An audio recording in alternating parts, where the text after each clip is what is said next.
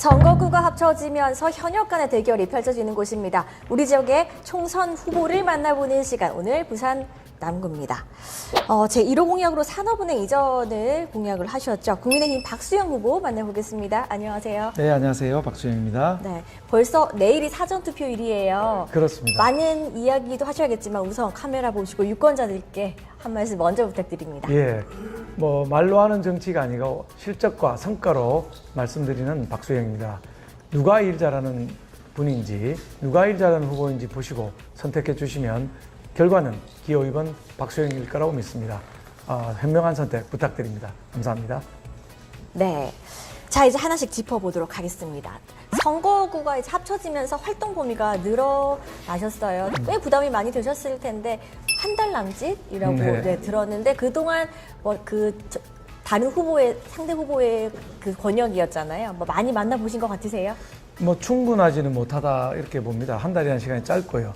상대방은 특히 그쪽 지역에서 25년이나 네. 정치하셨던 분이기 때문에 파고 들어가는데 상당히 애를 먹고 있습니다만은 저뿐만 아니라 아내, 아들 둘까지 전부 지금 그쪽으로 출동을 해서 온 식구가 아침에 새벽에 나오고 밤에 늦게 만나는 네. 하루에 온 가족이 6만 보 내지 7만 보를 걷고 있는 그런 상황입니다. 한 25년 동안 그 후보가 그쪽 지역 기반을 잡았다고 했는데 이 이야기를 들어보거나 하면 좀 느낌이 오잖아요. 여기서 내가 설득을 시킬 수 있을 것 같다. 정말 여기는 민주당 쪽이 좀 센 것 같다라고 하는데 좀 어떻게 느끼셨어요? 제가 보기에는 이제 남구 을지역 소위 용호동 지역에는 목마름, 갈급 이런 게 있다고 봐요.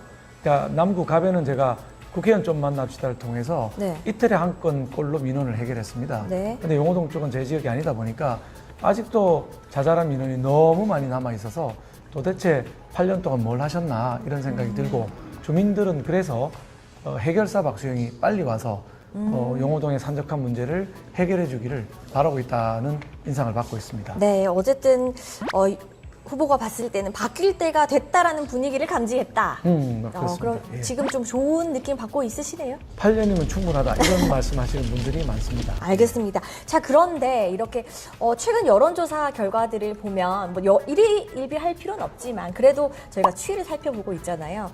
남구는 초접전이 매번 나오고 있어요. 초박빙, 초접전.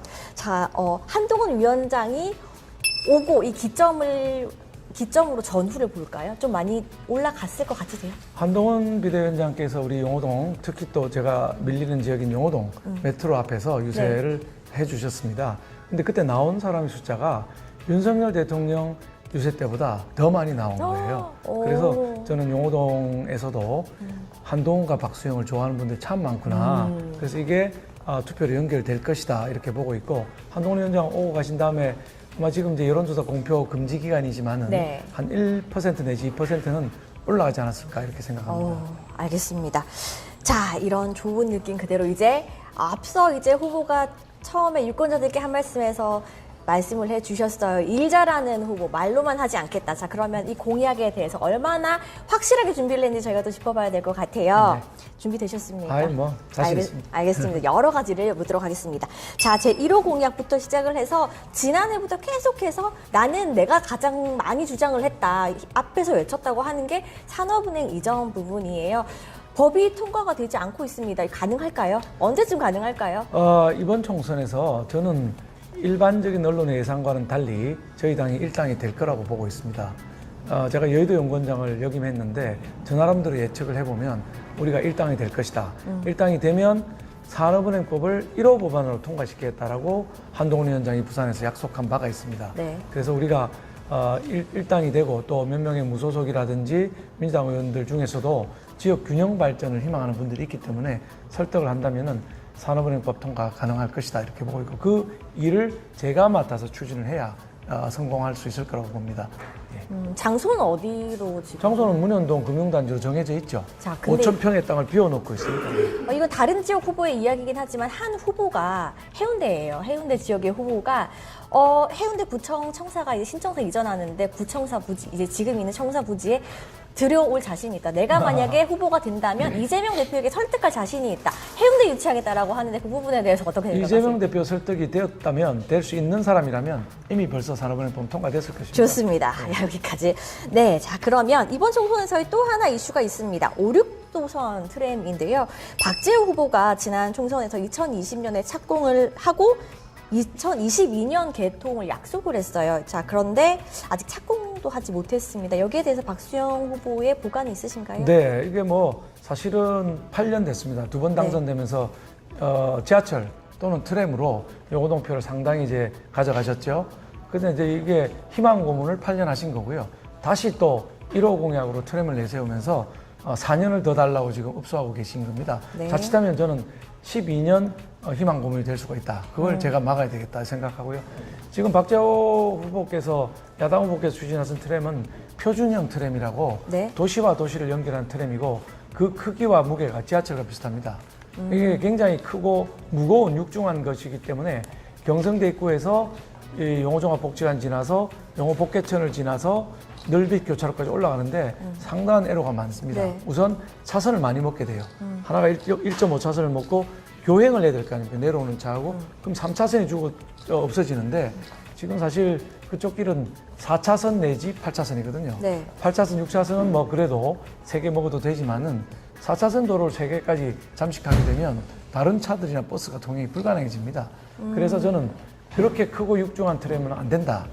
훨씬 슬림화된 용호동 지형에 맞는 맞춤형 트램이 가야 된다. 이렇게 생각합니다. 외국에 유럽 국가들에 가면 이제 이렇게 지하철처럼 큰 트램이 아니라 그 반쯤 되는 아주 걸쭉하고 슬림화된 트램이 다니는 걸 보실 수가 있습니다. 도시가 좁아서 그렇습니다. 여기가 바로 그런 트램이 필요한 곳입니다. 그러면 지금 아직 착공하지 못하고 했던 여러 이유를 종합하면 상대 후보가 제시했던 그 트램 자체부터가 그 디자인 자체부터가 지금 여기에 맞지 않는 트램이었다라고 그렇습니다. 이 생각하시네요. 지역 특성에 전혀 맞지 않는 트램을 주장하고 그걸 8년 가까이 이렇게 계속 주장하시니까 한 발짝도 못 나가는 거죠. 돈을 주는 기재부에서 처음에는 이게 500억 이상이면 예타라는 걸 해야 되는데 네. 470억, 그래서 500억 조금 미만이라고 주장을 해서 예타를 피해 갔거든요. 근데 실제로 예산 청구할 때는 906억을 청구하게 됩니다. 엄청나게 점점 많은. 높아졌어요. 점점 높아. 지금은 1,000억 넘을 거라고 보고 있는 것이죠. 1.9km 하는데 1,000억 넘는 돈을 달라고 하고 실제로 운영을 하면 지금 표준형 트램은 이 하루에 3만 명이 타야 네. 적자가 안 난다고 하는데 네. 그러면 LG 메트로 앞에까지 가는데 메트로 주민 거의 모든 사람이 매일 타야 된다. 이런 결론이 나는데 이건 있을 수 없는 일이죠. 차로 다니시는 분도 많을 텐데 버스 타는 분도 있고 그러니까 이렇게 대형 중량 트레인으로는 불가능하다. 이렇게 보고 있습니다. 네. 알겠습니다. 자, 이 5,6도선 트램이 당연히 필요한 것에 대해서는 네, 같이 공감하는 그럼요. 꼭 부분이고 필요하고 해야 실현 되는데 가능성 있는 부분으로 다시 바꾸겠다. 바꿔야 된다. 네. 뭐 저는 이게 예비 타당성 조사가 곧 나올 텐데 4월에서 6월 사이에 나오게 되어 있습니다. 네. 1.0을 넘어야 정부가 예산을 주는데 절대로 1.0은 못할 것이다. 저는 이렇게 보고. 왜냐하면 저는 경기도 부지사까지 하면서 수십 건의 예타를 받아왔고 수십 건의 사업을 추진해 봤습니다. 저는 우리 야당 후보께서 예타를 받아서 사업 추진해 보신 적이 한 번이라도 있는지 물어보고 싶고 있다면 예타 결과가 얼마가 나올 걸로 예상하고 있는지 정말 여쭤보고 싶습니다. 여기서 한 가지만 더 여쭤본다면 그 후보가 당선이 돼서 5,6도선 트램을 다시 이제 실현 가능하게 바꿔서 하잖아요. 그 시간까지도 좀 꽤 걸릴 것 같은데 어느 정도 단축할 수 있는 그 보관도 갖고 계시는 거예요? 당연하죠. 예타는 500억 이상 사업이라고 제가 말씀드렸지 않습니까? 500억 이하의 슬림화된 트램으로 만든다면 예타라고 하는 6개월 내지 1년 걸리는 그 기간을 피할 수가 있는 것이죠. 알겠습니다. 그리고 예산도 적기 때문에 확보하기도 워낙 쉬워지게 됩니다. 알겠습니다. 자, 그럼 두 번째 우암동, 감만동을 비롯해서 이제 몇몇 동네에서 도시철도 지하철이 없어서 불편을 호소하시는 분들이 많다고 이제 알려져 있습니다. 여기에 대한 대책은 혹시 있습니까? 그러니까 그쪽에도 제가 우암선이라고 하는 트램을 놓겠다고 공약을 하고 있습니다. 지하철이 아닌 여기 교통대책의 지하철이 트램으로? 아니고 트램입니다. 네네. 왜냐 우암동과 감만동에 개발되는 재개발되는 그 세대 수가 네. 1만 5천 세대나 있습니다. 1만 5천 세대가 입주하게 되면 지금 도로로는 수용할 수가 없게 됩니다. 네. 도로 확장은 쉽지 않습니다. 주변에 건물들이 다 들어있기 때문에 유일한 대안은 뭐냐? 현재 있는 우암선 열차선입니다. 우암선 열차선은 부산역, 범일역, 우암 간만 용당을 거쳐서 신선대부두까지 연결되어 있습니다. 이 선은 기왕의 트랙이 10차선이 있기 때문에 여기다가 트램을 얹으면 바로 운행할 수가 있는 것이기 때문에 그 경성대에서 출발하는 5, 6도선은 부지부터 확보해야 됩니다. 차선을 먹어야 되는 거죠. 네. 근데 우암선은 차선을 하나도 먹지 않고 양방향 운행을 할 수 있는 아주 좋은 여건이 있기 때문에 이 부분을 제가 지금 용역을 줘놨고 용역 결과가 네. 나오면 이거는 5, 6도선보다는 훨씬 더 빨리 돈 적게 들고 할 수 있는 상황이 있습니다. 예. 알겠습니다. 자, 다음 질문으로 넘어가 보겠습니다. 네. 박재호 후보, 이 상대당의 후보가 과거 이재명 체포 동의안에 대해서 페북 댓글에 부결했다라고 이제 공개적으로 이제 표명을 했어요. 비밀 표결에 대해서 이 공개했다고 한 비판이 나오는데 후보의 입장은 어떠십니까? 예, 아마 공천을 받기 위해서는 개딸들한테 잘 보여야 됩니다. 근데 그거를 찬성 던졌다고 하는 소문이 많으니까 그래서 수박 논란이 붙었거든요. 그러니까 공개적으로 부결했다고 페이스북에 이제 댓글을 다셨다고 알고 있습니다. 근데 그건 비밀 투표의 원칙에 맞지 않지만 그 개딸들한테 어필해서 공천을 받겠다는 욕심에 국회의원의 기본 원칙을 어긴 게 아닌가 이렇게 생각합니다. 그리고 본인은 이재명 대표가 죄가 있다고 생각하냐 없다고 생각하면 물으면 답도 안 합니다. 네. 그럼 죄가 없다고 생각하는 건가요? 부결 던진 거는? 근데 모든 국민들은 이재명 대표가 죄가 있다고 생각하고 저는 특히나 이재명의 7가지 제명을 폭로한 이재명 저격수로서 네. 이건 100% 유죄다 이렇게 생각하고 있고 사실 유죄가 아니라면 이재명 대표가 지금 재판받고 있는 4건의 재판을 이렇게까지 의도적으로 미루고 불출석하고 뭐 무단으로 형사재판에 출석을 안 하는 이런 법치주의를 유린한 행태를 보일 리가 없다고 생각합니다. 자신 있으면 가면 되는 거죠. 네. 계속 안 가고 판사 기피 신청하고 변호사 바꾸고 뭐 시간을 질질 끌고 있지 않습니까?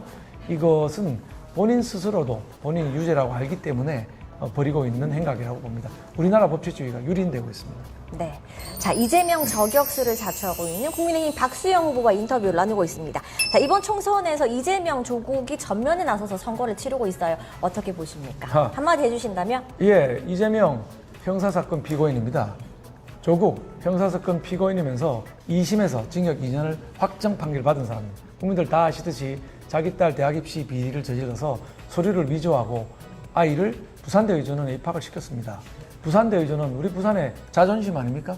부산에서 공부 제일 잘하는 애들이 가는 곳이 부산대 의전원인데 거기를 서류 위조해서 입학을 시키고 한다는 사실들이 정말 이해가 가지 않는데 그렇게 죄를 저지른 사람이 잘못을 반성하고 감옥 갈 준비를 해야지 그걸 국회의원 배지를 달겠다고 당을 만들고 그 당을 지지하는 사람들이 또 20 몇 %나 된다고 하는데 지금 대한민국의 법치주의가 어디로 가는지 정말 흔들리는 대한민국의 생각을 지울 수가 없습니다. 네.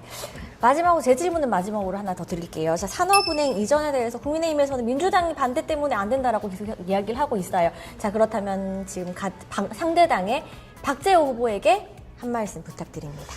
박재호 후보님은 부산에서는 산업은행 꼭 유치하겠다라고 현수막도 거시고 공약에는 안 넣으셨던 것 같은데 넣었는지 모르겠습니다만 명함에도 산업은행 유치가 들고 다니는데 국회만 가시면 더불어민주당 중앙당만 가시면 묵묵부담입니다. 그러면 우리 남구 주민들, 부산 시민들한테는 하겠다고 하고 중앙당에서는 아무 말씀도 안 하시는 행태를 계속 보이고 있습니다. 네. 심지어 이재명 대표가 산업은행에 대해서 시어자도 얘기 안 하는데도 한 말씀도 안 하시고 우리 부산에 이재명 대표 왔을 때 시민단체들이 면담을 요청하면서 산업은행에 대한 입장을 밝히라고 했는데 이재명 대표는 시어자도 언급 안 하고 다른 대답을 하고 올라갔습니다. 그러면 항의를 하고 성명을 내고 해야 될 거 아닙니까?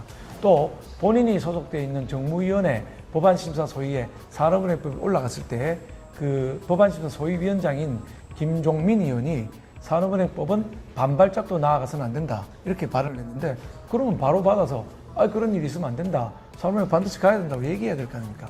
10명이 넘는 민주당 의원들이 산업은행에 대해서 부정적인 의견을 냈습니다.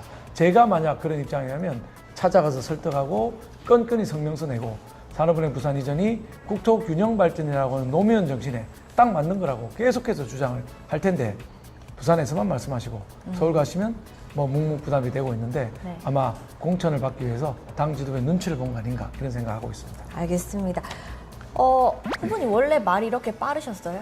제가 원래 말이 좀 빠른데 한동훈이하고 저하고 말 빠르다고 욕 맨날 먹고 있습니다. 항상 예. 인터뷰 영상만 보면 이 정도는 아니었는데 선거가 다가와서 정말 급하신가 뭐 말씀드리고 싶은 게 많으신가 느껴지는데 원래 그러신 제가 거죠? 원래 말이 좀 빠릅니다. 그래서 저와 비슷한 이렇게 말빠르기 후보는 처음 봐요. 아, 예. 당에서도 비슷하네요. 당에서도 얘기를 합니다. 한동훈하고 저하고 말이 빠르다. 근데 한동훈은 머리가 좋아서 빠른 것이고 저는 입이 빨라서 빠른 거라고 생각해 줍니다. 저는 한동훈만큼 IQ 뭐 176까지 되지 않습니다. 네. 알겠습니다. 자, 내일부터 사전투표가 시작되는 4.10 총선이 얼마 남지 않았습니다. 오늘 저뿐만이 아니라 다른 기자님들이 함께 오셔가지고 박수영 후보와 함께 인터뷰를 하고 있는데 제 질문은 여기까지 하고 오늘 오신 다른 기자님들의 개별 질문이 있으면 받도록 하겠습니다. 해주십시오. 예, 뉴스워크 정선 기자님. 작년에 부산의 최고의 화두가 2030 세계박람회 유치였습니다. 결과가 참배였습니다. 그 결과 때문에 부산 시민들이 지금 자기감에 많이 빠져 있습니다. 그리고 현 시장은, 박 시장은 그걸 제대로 시행하지 않고 부족함을 인식하지 못하는 그런 어떤 제스처를 많이 취하고 있는데 부산의 동력이 어디에 새로운 부산의 동력을 찾아야 될지 상당히 궁금한데 그래도 영웅 원장을 하신 후보님께 부산 동력 어디에서 찾으면 될지 궁금합니다.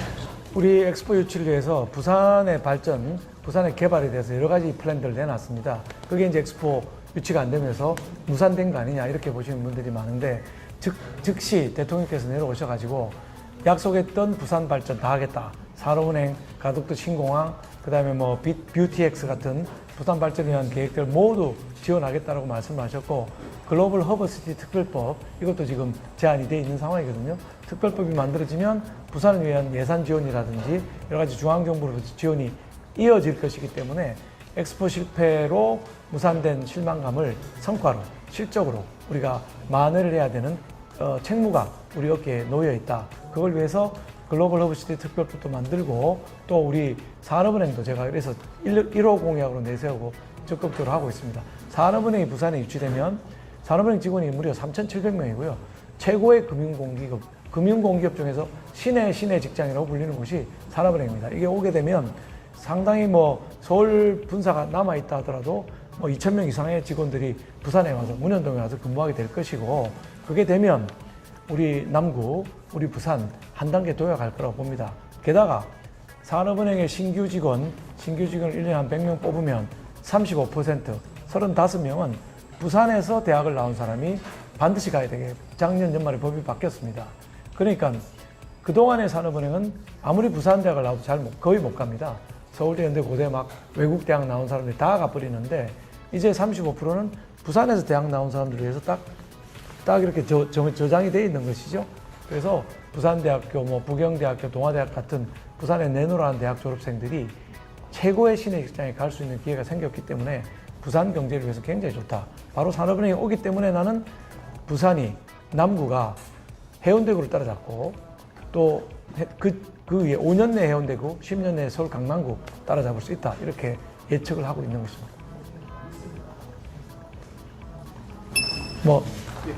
파이낸스데이 최재윤 기자입니다. 예. 제가 할 질문을 다 하셔가지고 가벼운 질문을 몇 가지만 하겠습니다. 남구가 지금 확보가 되었습니다. 이전과 그 선거에 있어서 혹시 뭐 좀 어려운 점이 있다는 말씀? 뭐 당연히 이제 인구도 많아지고 가야 할 곳이 많아지니까 남구 간만 있을 때는 제가 거의 걸어 다녔습니다. 근데 용호동 저 안쪽까지 나오고 5, 6도 SKB까지 들어오고 나서는 도저히 걸어서는 시간이 너무 많이 소비되기 때문에 차로 이동할 수밖에 없는 어려운 점이 있고요. 아까 말씀드린 것처럼 공식적으로 재지역구가 된 게 한 달밖에 안 됐습니다. 이런 식으로 선거를 하게 만드는 건 사실 정의롭지 않고 공정하지 않다 이렇게 생각을 합니다. 예. 그 부산 산업은행 이제는 그 작년 일자리 남구의 집값 상승이라고 모 신문사와 인터뷰한 내용이 있었습니다. 그리고 또 의원님은 요 근래 여기 근처에 경성대, 부영대, 기타 등등 그 동명대 이렇게 대학교가 참 많은데요. 학생들과 많이 소통을 하고 있는데 학생들이 어떤 질문을 하고 어떤 것을 많이 요구하는지. 학생들은 뭐 질문이 딱 하나라고 보시면 됩니다. 일자리입니다. 부산이 너무 좋고 부산에 남고 싶은데 일할 곳이 없다. 그래서 서울로 수도권으로 갈 수밖에 없다. 실제로 한 달에 2,500명 정도의 청년이 부산을 떠나고 있습니다. 그런데 저는 그동안에 남구에 아주 많은 7개 정도의 기업을 유치를 했습니다.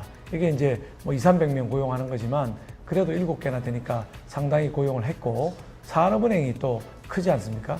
산업은행이 오게 되면 아까 말씀드린 대로 이제 35% 채용을 하기 때문에 부산 청년들이 일할 수 있는 기회가 훨씬 더 늘어나고 있고, 앞으로 4년이 더 주어지면 훨씬 더 많은 기업들을 부산으로 유치해서 이제 청년들이 갈 수 있는, 저는 남구는 교육 좋고 문화 좋고 살기 좋고 교통 괜찮고 그런데 일자리가 없다. 이 일자리들을 적극적으로 유치를 해서 우리 남구 대학 4개 대학이 있습니다. 4개 대학 졸업생들이 그대로 남구 너무 좋아, 살고 싶어, 안 떠날래, 이런 남구로 만들 자신이 있습니다. 예.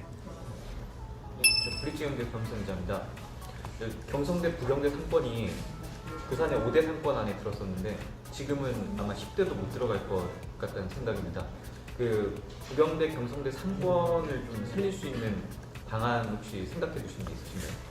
예, 벌써 뭐 얘기를 했고요. 홍대 쪽을 벤치마킹 해가지고 홍대는 왜 잘 되는가를 우리가 봐야 됩니다. 그 이제 그 차 없는 거리 이런 걸 합니다.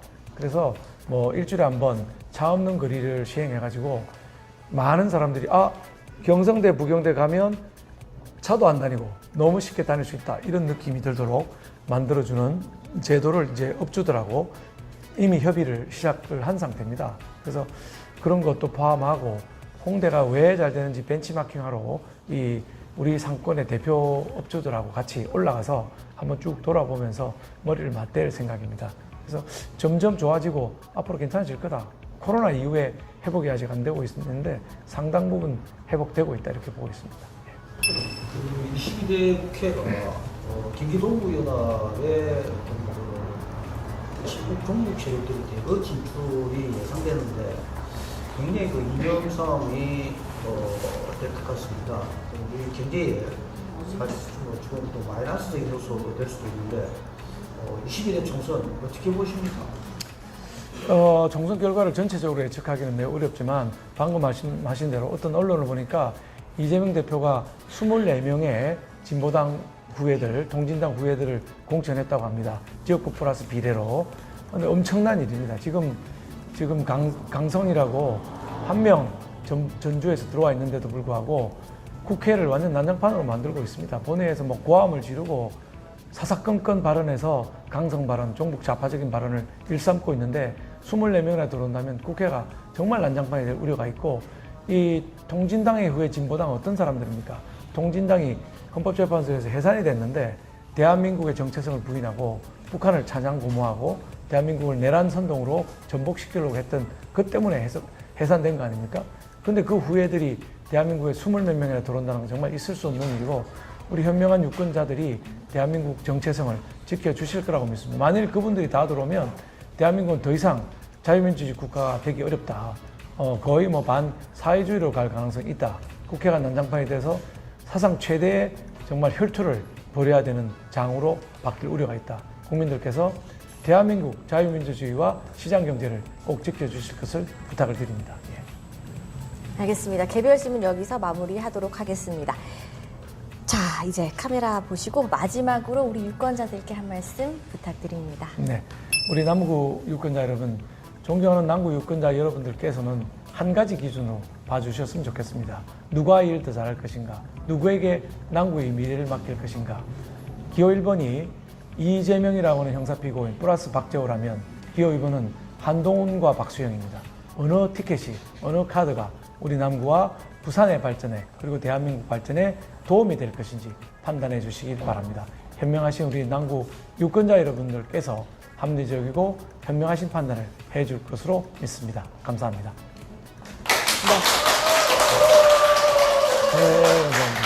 네, 알겠습니다. 자, 지금까지 국민의힘 박수영 부산 남구 후보와 함께 했습니다. 수고하셨습니다. 감사합니다.